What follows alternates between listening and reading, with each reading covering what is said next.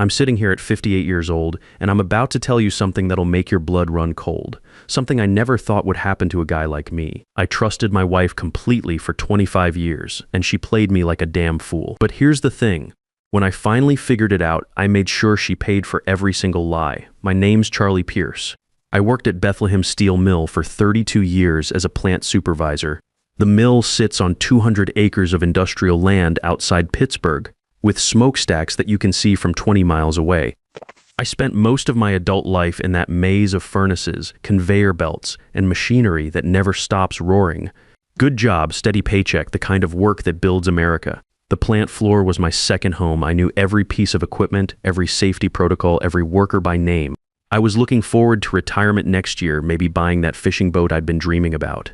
Helen and I had it all planned out, or so I thought. Helen's my wife, was my wife. 54 years old, been selling real estate for 15 years. Her office sits in one of those modern glass buildings downtown, all marble floors and floor-to-ceiling windows overlooking the river. Started small, showing starter homes to young couples, but the last few years she'd been doing really well. Big houses in the suburbs, commercial properties, luxury condos. She'd come home to our 2-story colonial on Maple Street talking about these million-dollar deals, and I was proud of her. Proud that my girl had made something of herself in a business dominated by smooth talkers and people born with silver spoons. We've got 3 kids. Michael's 28, works in construction management for a big firm downtown. Patricia's 25, she's a dental hygienist at the practice near the mall. Dennis is 23, just graduated from Penn State with a business degree. Good kids, all of them. Or so I thought about Michael, anyway. But I'm getting ahead of myself here. It started about 6 months ago when I hurt my back at the plant. Nothing serious, just lifted a piece of equipment wrong and threw out my lower back. But the company doctor said I needed to take it easy for a few weeks. They put me on modified duty, which meant I was sitting behind a desk instead of walking the plant floor, and I was getting home by 4 p.m. instead of my usual 6:30. That's when I started noticing things that had probably been going on for months. Helen had always worked weekends, showing houses to clients. Real estate never sleeps, she'd say, especially when you're dealing with people who work Monday through Friday jobs. But lately she'd been having these special client meetings that seemed to happen every Saturday afternoon like clockwork. She'd spend extra time getting ready. I'm talking full makeup, perfume, the works, just to meet some client at a coffee shop or whatever. She'd leave our house around 1 p.m. and wouldn't get back until 5 or 6. Seemed odd to me that she'd get all dolled up for a business meeting. But what did I know about selling houses? Our house has been the same for 15 years, minus 3 bedrooms, 2 bathrooms, decent kitchen that Helen remodeled about 5 years ago. My favorite spot has always been the garage where I keep my tools and work on projects. Helen's domain was the home office we set up in what used to be the spare bedroom. She had her real estate license on the wall, a big desk with 2 computer monitors, filing cabinets full of contracts and property listings. That's where she'd spend most evenings supposedly working on deals and following up with clients. Then there was the phone thing. Helen had always been attached to her phone, part of the business, she said. Clients called at all hours wanting to see properties or ask questions about financing. But now she was acting weird about it. She'd take it with her to the bathroom, keep it face down during dinner, and if it buzzed while we were watching TV on the couch, she'd jump like she'd been shocked. When I asked her about it, she'd just say it was work stuff and change the subject real quick, but what really got my attention was the money. See, Helen had always handled our finances. I brought home my paycheck from the steel mill. She managed everything else, the mortgage, utilities, credit cards, savings. Made sense. She was good with numbers, and I never had much interest in that stuff. I trusted her completely. But when I started thinking about retirement and what our financial situation looked like, I figured I should probably take a closer look at our accounts. What I found sitting at her desk that Tuesday afternoon didn't make sense. Our checking account had way more money than it should have. My supervisor's salary was decent, around $85,000 a year, but nothing spectacular. Helen's commission checks from the real estate company were good when she had a busy month, maybe $8,000 or $10,000, but nothing that would explain the extra cash floating around. When I asked her about it over dinner that night in our kitchen, she said she'd been getting bonuses for high sales volume. Again, what did I know about how real estate commissions worked? The thing that really set me off was finding a second cell phone in her car. I was looking for jumper cables in her Honda's trunk one Saturday morning when she was in the shower. She always parked in the driveway while I kept my truck in the garage. There it was, hidden in the spare tire, well, a cheap prepaid phone, the kind you see in movies when people are up to no good. That night, I couldn't sleep. Our bedroom felt different somehow, like I was sharing it with a stranger. I kept thinking about all the little things that had been bugging me over the past few months. The late meetings, the secretive phone calls, the mystery money, that hidden phone. My gut was telling me something was wrong, but my brain kept saying, Charlie, you're being paranoid. This is Helen we're talking about. 25 years of marriage, 3 kids together. But then I remembered something my old man used to say back when he worked the coal mines in West Virginia. Son, when someone shows you who they are, believe them the first time. Helen was showing me something, and I'd been too trusting to see it. Too comfortable in my routine of work, home, weekend football games on the couch. So I did something I never thought I'd do in my entire life. I hired a private investigator, guy named Vincent, came recommended by my lawyer Buddy Harvey down at McCarthy and Associates. It's on 5th Street. Vincent's office was in one of those old brick buildings downtown, 3rd floor, with frosted glass on the door that just said investigations. The place looked like something out of an old detective movie metal desk, filing cabinets, Venetian blinds on the windows. Cost me $200 a day plus expenses, but I needed to know the truth. Vincent was a former Pittsburgh PD detective about 50 years old, looked like he could blend in anywhere. Professional, no nonsense. The kind of guy who'd seen everything twice. Just follow her, I told him sitting across from his desk in that cramped office. Document everything. I need to know what my wife is really doing during those weekend client meetings. I felt like I was betraying Helen even as I said it, but something was eating at me from the inside. The first report came back exactly 1 week later. Vincent had followed Helen to the downtown Marriott on Saturday afternoon. The hotel lobby is all marble and brass, the kind of place where business deals get made and expense accounts get charged. She met a man in the lobby bar, tall, well-dressed, expensive German car in the parking garage. They talked for about an hour over drinks, then went upstairs to a room together. Room 412, Vincent noted in his report. They came back down 2 hours later, kissed goodbye in the parking lot, like they'd done it 1,000 times before and went their separate ways. I felt like I'd been punched in the stomach by a sledgehammer. My Helen, my wife of 25 years, the mother of my children, was cheating on me. But Vincent wasn't done with his report. Mr. Pierce, he said when I met him back at his office the following Tuesday, there's more you need to know. I ran the plates on the guy's car, a BMW 7 Series, by the way. His name is Marcus Bradford. He's a big-shot property developer around here. Married, worth about $50 million according to public records. Lives in one of those mansion estates up in Sewickley Heights. And here's the kicker, your wife's real estate company has been handling several of his property deals over the past 2 years. The pieces started falling into place like a house of cards collapsing. Helen's sudden success in real estate over the past couple years. The mystery money showing up in our accounts, the secret phone, the Saturday afternoon client meetings. She wasn't just cheating on me, she was mixing business with pleasure in a way that probably wasn't legal. But I needed more evidence before I could do anything. Vincent suggested we put some recording devices in Helen's car and maybe her home office.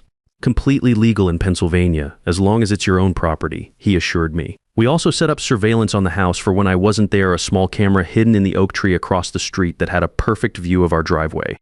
Over the next month, Vincent and I collected enough evidence to fill 3 filing cabinets. Helen and Marcus were meeting twice a week, sometimes at the Marriott, sometimes at the Hilton out near the airport, sometimes at properties she was supposedly showing to other clients. The recordings from her car revealed phone calls where they talked about their special arrangement and how much money they were making together, not just from his legitimate real estate deals, but from something else entirely. That's when Vincent brought in a forensic accountant friend of his. Guy named Al, who specialized in financial fraud cases for divorce attorneys and insurance companies. His office was in a converted warehouse in the Strip District, all exposed brick and computer equipment. We gave him copies of Helen's bank statements and business records that I could access legally as her husband. What he found made my blood boil like molten steel in the mill furnaces. Helen hadn't just been having an affair. She'd been skimming money from real estate transactions for the better part of 2 years. Not huge amounts from any one deal, but a little here, a little there, over dozens of transactions. Inflated closing costs, phantom inspection fees, padded attorney charges. The total was around $180,000. Money that should have gone to the real estate company or the clients, but instead went into secret accounts that Helen had opened using only her maiden name. It's called real estate fraud, Al explained, showing me spreadsheets that made my head spin. She's been manipulating closing costs, inflating fees, and pocketing the difference. Marcus Bradford's been helping her by using his properties for fake transactions. They're both looking at serious jail time if this gets reported to the authorities, but the worst revelation was still coming. During one of the recorded phone calls between Helen and Marcus, she mentioned something about Michael that made my blood freeze in my veins. I was sitting in Vincent's office listening to the recording on his equipment when I heard it. "I can't believe he looks so much like you," Helen said to Marcus. "Sometimes when Charlie looks at him, I wonder if he can see it. The resemblance is getting stronger as he gets older." The room started spinning. I made Al run a DNA test, even though it cost me $400 I couldn't really afford. Used hair samples from Michael's bathroom and my own saliva sample. The results came back exactly 2 weeks later, and they destroyed everything I thought I knew about my family. Michael wasn't my son. After 28 years of thinking he was mine, raising him from a baby, teaching him to throw a football in our backyard, paying for his college education at Penn State, being proud when he got his first job in construction management, he wasn't mine. He was Marcus Bradford's kid. I found out later from more of those recorded phone calls that Helen had gotten pregnant during a brief separation we'd had back in 1996. We'd been having some marriage troubles. Nothing major, just the usual stuff about money and work stress, and we decided to take a few weeks apart to figure things out. I'd moved into a cheap apartment near the mill while Helen stayed in our house. We'd worked things out after about 6 weeks and got back together, and when Michael was born 8 months later, I never questioned it. He was a little early, but babies come when they come, right? Wrong. Helen had been sleeping with Marcus even back then. They'd met at some real estate conference, and when she got pregnant, she made the calculation that it was better to let me think Michael was mine rather than blow up both their marriages and her budding real estate career. So she came back to me, we reconciled, and I raised another man's son for 28 years without knowing it. I sat in my truck outside the steel mill for 2 hours after getting those DNA results, just staring at the papers in the parking lot where I'd parked thousands of times before. The place where I'd worked my entire adult life suddenly felt foreign to me. My whole life felt like a lie. The son I'd taught to drive in the empty lot behind our house, the kid I'd walked down the aisle at his wedding ceremony last year, he wasn't mine.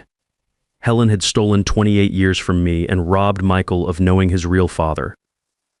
That's when I decided to stop being the victim and start being the hunter.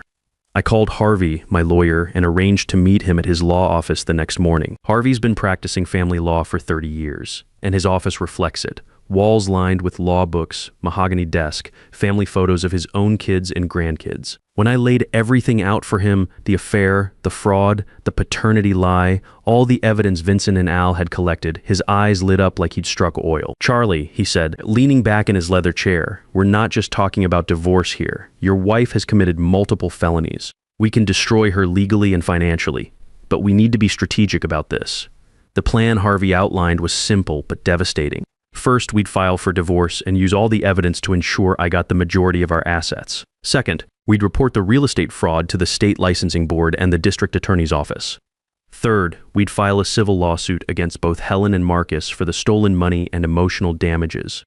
Fourth, we'd report the unreported income to the IRS, who don't mess around when it comes to tax evasion. But before we pulled the trigger on any legal action, I wanted to do one more thing. I wanted to tell my kids the truth before Helen had a chance to spin it her way or disappear with whatever money she hadn't already stolen. I called Patricia first. She lives in a nice apartment complex about 15 minutes from our house. Works at a dental practice in the same medical building where she went to the dentist as a kid. We met at the Olive Garden where we used to take the family for birthdays when the kids were small. The restaurant still had the same red checkered tablecloths and breadstick baskets, but everything felt different now. "Dad, what's wrong?" she asked as soon as she sat down. "You sounded really upset on the phone." I showed her some of the photographs Vincent had taken, played her one of the clearer recordings on my phone with earbuds, so no one else could hear. "Patricia's a tough kid. You have to be in the medical field," but watching her face crumple as she realized what her mother had been doing was one of the hardest things I've ever experienced. "How long has this been going on?" she whispered, tears streaming down her face. "At least 2 years that we can prove, maybe longer." She cried for about 10 minutes right there in the restaurant booth, and then she got angry. "What are you going to do, Dad?" "I'm going to make sure she pays for what she's done to me, to you kids, to our family." Dennis took it differently when I met him at the sports bar near his apartment the next evening. The place was crowded with young guys watching college basketball, drinking beer, acting like they didn't have a care in the world. Dennis got quiet, really quiet, like he was processing everything I'd told him in slow motion. "I always wondered why Mom was gone so much," he said finally, staring at his beer bottle, "and why she was so secretive about her phone. I just thought it was normal for real estate agents. Both Patricia and Dennis promised to stand by me whatever happened. They were adults," they said, "and they could handle the truth. But Michael was going to be the hardest conversation of my life." I met him at O'Malley's pub after his shift ended on a Thursday evening. It's the kind of blue-collar bar where construction workers and mill guys go to unwind, dim lighting, worn wooden bar stools, Steelers memorabilia covering every wall. Michael looked tired after a long day on a job site downtown, his work boots still covered in concrete dust. "Dad, what's this all about?" he asked, sliding into the booth across from me. "You sounded really serious on the phone." "Son," I said, and the word felt strange coming out of my mouth now. "I need to tell you something about your mother and me, and about who your real father is." He didn't believe me at first. Called me crazy, said I was making it up because I was angry about something. So I showed him the DNA results, the photographs Vincent had taken of Helen and Marcus together, played him one of the recordings where Helen talked about him looking like Marcus. Michael went white as a sheet. He stared at those papers for what felt like 10 minutes without saying a word. The sounds of the bar, pool balls, clicking, people laughing, the TV broadcasting some game, fading into background noise. Finally, he looked up at me with eyes that were wet and confused. "Dad, I'm so sorry, I had no idea." "You've got nothing to be sorry for," I told him. "You're still my son in every way that matters, but you deserve to know the truth." We talked for another hour about what this meant, about Marcus Bradford, about the legal action I was planning to take. Michael was hurt, confused, angry at his mother for lying to him his whole life. But he also made it clear that as far as he was concerned, I was his father regardless of what any DNA test said. The legal assault began on a Monday morning in March. Harvey filed the divorce papers at the Allegheny County Courthouse at 9 a.m. sharp. By noon, Helen was served at her real estate office in front of all her colleagues by a process server who looked like he'd stepped out of a law enforcement catalog. I wasn't there to see it, but Vincent had positioned himself across the street with a camera to document her reaction.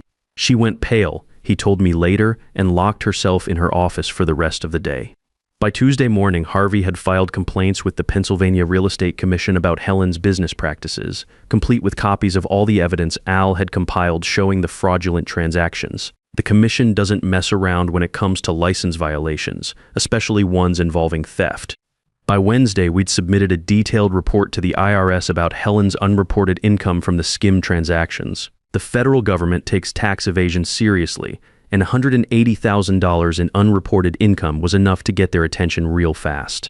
By Thursday, the district attorney's office had opened a criminal investigation into the real estate fraud. Harvey had hand-delivered our evidence package to the white-collar crime unit, and they were interested enough to assign a detective to the case. By Friday, we'd filed civil lawsuits against both Helen and Marcus Bradford for fraud, breach of fiduciary duty, and intentional infliction of emotional distress. The amount we were seeking was $350,000 minus the stolen money plus punitive damages. Helen tried to fight it at first. She hired Reynolds, Goldberg and Associates, one of the most expensive law firms in Pittsburgh.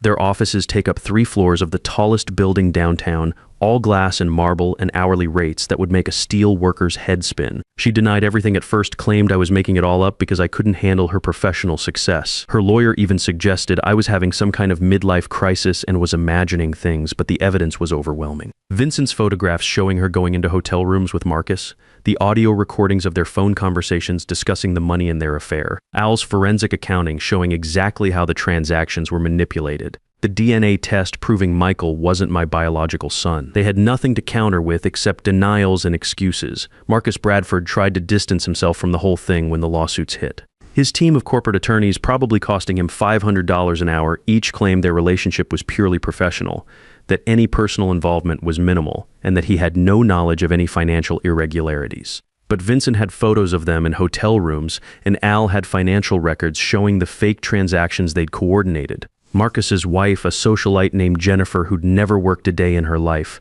filed for divorce 2 weeks later when the story hit the local business journal. The real estate company where Helen worked, Pinnacle Properties, fired her immediately when the state investigation became public. They couldn't afford to be associated with fraud, especially when several of their biggest clients were threatening to sue over the manipulated transactions. Helen lost her real estate license within a month. The commission moved fast when they had evidence that clear-cut.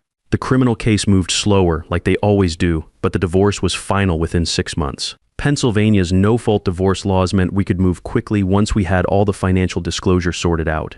I got the house on Maple Street, the retirement accounts I'd been building for 32 years, and most of our savings. Helen got a legal bill that probably cost more than my annual salary in criminal charges pending trial. The civil lawsuit against her and Marcus was settled out of court 8 months later, We recovered $285,000, most of the stolen money, plus interest and legal fees. Their attorneys knew they couldn't win at trial with the evidence we had, so they convinced their clients to settle rather than risk a jury verdict that could have been much worse. Helen's living in a small apartment in a rundown complex across town now, working part-time at a department store in the mall where Patricia used to shop for school clothes. She's facing 3 to 5 years in state prison if the criminal case goes to trial, though Harvey thinks she'll probably take a plea deal for probation and restitution. Her fancy real estate career is over forever. You can't get licensed to sell property when you have fraud convictions. Marcus Bradford's business empire took a major hit when the scandal broke. Several of his investors pulled out when they learned about his involvement in the fraud scheme. His construction projects around Pittsburgh slowed down, and some of his development deals fell through when banks got nervous about lending to someone under criminal investigation. He's still wealthy. $50 million doesn't disappear overnight, but his reputation in the real estate community is finished. As for me, I'm doing better than I ever expected. The retirement money is all there, plus the money we recovered from the lawsuit. Last month, I bought that fishing boat I'd always dreamed about, a nice 24-footer with a small cabin that I keep down at the marina on the Monongahela River. It's not fancy, but it's mine, and it's honest.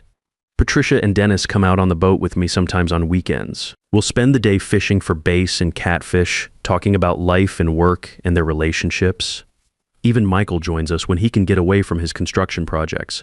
He's still my son regardless of what that DNA test says, and he knows it. The hardest part about this whole thing wasn't the money or even finding out about the affair. It was the lying. 25 years of marriage, and Helen had been lying to my face every single day. About the money, about Marcus, about Michael's parentage, about who she really was underneath all those smiles and family dinners. But here's what I learned. When someone betrays you like that, the best revenge isn't getting mad, it's getting smart. I could have confronted Helen in a rage, maybe done something stupid that would have landed me in jail instead of her. Instead, I gathered evidence, hired professionals, and let the legal system do what it's supposed to do. Helen played me for a fool for 25 years, but in the end, I got the last laugh. She lost everything, her career, her money, her family, her freedom. And me?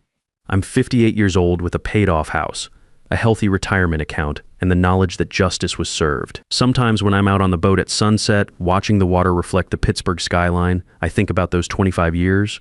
Were they all a lie? Maybe some of them? But I've still got years left alive, and I'm going to live them honestly. That's more than Helen can say. Trust is like steel. It takes years to forge, but one crack can shatter the whole structure. The difference between a fool and a wise man isn't how much he trusts, but what he does when that trust gets broken. I spent 25 years building a life on someone else's lies, but I'm not spending my remaining years living with their consequences. Sometimes the best revenge isn't getting even, it's getting free.